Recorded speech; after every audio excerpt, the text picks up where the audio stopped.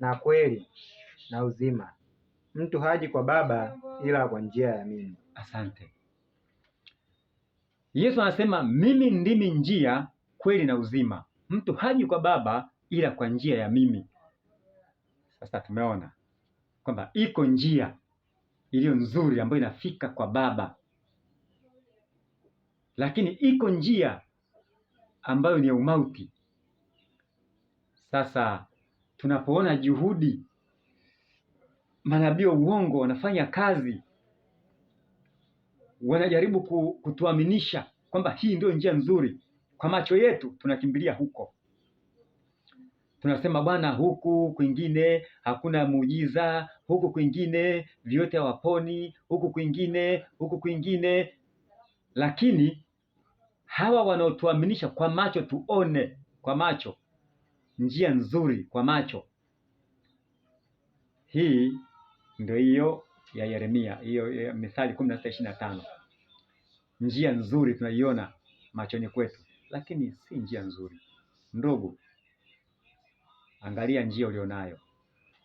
Tunapozungumza ni njia, tunaweza tukawaza njia ni nini? Kwa lugha nyingine, njia, tunapozungumzia dini ni njia. Lakini dini hii inahitaji usafi.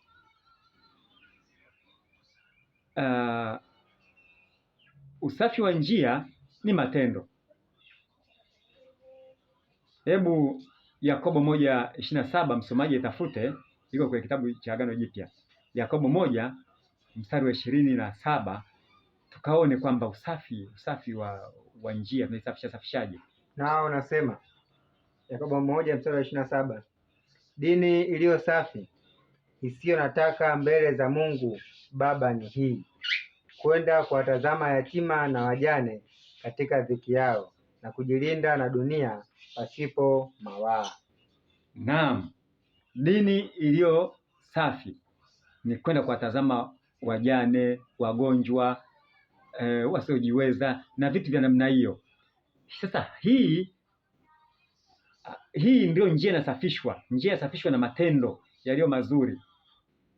Kwa hiyo dini iliyo safi. Kwa hiyo dini sio kitu kimekaa sehemu kama labda mpira wa miguu, la. Haya matendo yako ukiyatengeneza vizuri, na tumeshaona dini iliyo safi, maanake huwezi kuwa na dini iliyo safi kama hufanyi hii Biblia inachokizungumza. Lazima tuweze kufanya haya ili tuweze kutengeneza hiyo njia. Kuwa tu labda Mkatoliki au kuwa Mkristo haukupi tiketi ya kuweza kuingia kwenye njia nzuri. Lakini je, tumekubaliana kama dini ni njia na njia inasafishwa? Ayubu 4:6. Hebu tukaangalie kitabu cha Ayubu 4:6 ili tuweze kuona. Nao nasema, je, dini yako sio mataraja yako, na matumaini yako sio huo uelekevu wa njia zako? Asante.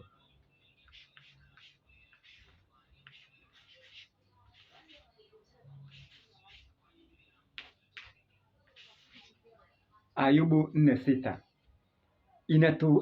inatuthibitishia kwamba dini ni njia, dini ni matarajio. Lakini hoja yangu na leo nazungumza nanyi, njia inasafishwa kama tulivyoona kwenye Yakobo 1:27. Yako mengi ya kusafisha. Tusiwe Wakatoliki au Wakristo tu ambao tunahisi kwamba ukiwa Mkristo au Mkatoliki basi wewe ni mbinguni, wewe ni kwa. Hapana, lazima tuandae yale yanayompendeza Mungu ili tuweze kupata njia iliyo safi. Kwa hiyo njia zipo nyingi, lakini njia ni moja, ni Yesu, kama tulivyoona kwenye Yohana 14:6. Sasa yako mengi ya kujifunza, ila kipindi kitaendelea siku zijazo.